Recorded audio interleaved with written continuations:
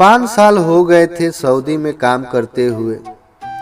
पहला 1 साल कर्ज उतारना, दूसरे तीसरे साल की कमाई बहनों की शादियों में भेंट चढ़ गया। चौथे साल कुछ बचत करके आने की सोचा तो अब्बा की तबीयत खराब हो गई, फिर नहीं आ सका और अब्बा गुजर भी गए। बूढ़ी अम्मा घर पर अकेली थी, लेकिन कोई बचत नहीं तो हिम्मत भी नहीं पड़ रही थी। 5 साल सऊदी में रहने के बाद खाली हाथ घर आ जाऊं, लेकिन अम्मा की जिद और बहनों ने भी कहा भैया आ जाओ, हमें कुछ नहीं चाहिए, अब आ जाओ।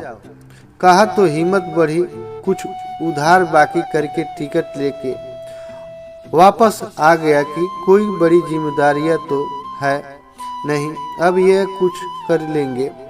आने के दूसरे दिन बहन ने मिलने गया। बहन की अब बच्चे वाली हो चुकी थी। आते वक्त भांजे के हाथ पर 100 रुपये रखा कर वापस हुआ। दूसरी बहन के यहाँ पहुँचा पर पास में पैसे भी खत्म हो चुके थे, लेकिन उसे ये उम्मीद थी ये बहन जो कुछ ज़्यादा नज़दीक है कुछ नहीं बोलेगी।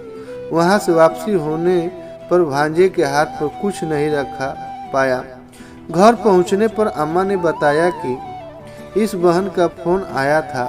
बोली भाई 5 साल बाद सऊदी से आया था, मेरे बच्चों के हाथ पर 100 रुपये रखने गया, इतना तो हम फकीरों को दे देते हैं। दूसरी बहन बोली कि 5 साल बाद सऊदी से आया था, अगर बच्चे के हाथ पर 10 रुपये भी रख देता तो बच्चे कहते मामू आए थे, लेकिन मेरी नाक कटा दी। ससुराल में खाली हाथ चले गए हैं। मैं अब वहाँ खड़ा अपने पिछले 5 सालों की कमाई का हिसाब लगा रहा था।